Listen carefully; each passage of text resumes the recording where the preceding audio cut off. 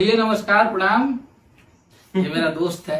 हमनी के वो गाना बहुत बढ़िया आप लोग नवरात्रि में आरती अपना हिट मशीन के बहुत आप लोग प्यार दे रहे हैं। आज गाना रिलीज हुआ है और हर जगह गाने का माहौल है।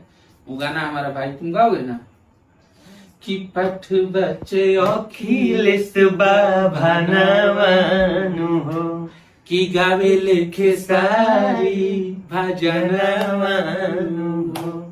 बहुत प्यारा गाना है ये कि जुटिए के सारा लोग के लगे आरती उतारे सबे आरती उतारे सबे। और ये मैया रानी के प्यारा सा भजन बा। आप सबको बहुत सपोर्ट करता, बहुत अच्छा लगता है। और ये गाना हमारे जितने भी हमारे हिट मशीन और भोजपुरी के चाहने वाले लोग हैं, इस गाने पे आप लोगों ने इतना पॉजिटिव कमेंट किया, इतना प्यार दिया है, इसके लिए थैंक यू सो मच। और छठ का एक ऐसा ही गाना इस पर ये पहला गाना जो 1 मिलियन गया है ना देवी गीत में सबका मैंने ये गाना इनका गया बहुत प्यार दे रहे हैं आप लोग। 1 मिलियन व्यूज क्रॉस हो गया था। ऐसे ही प्यार आशीर्वाद बनाए रखिए। जय माता।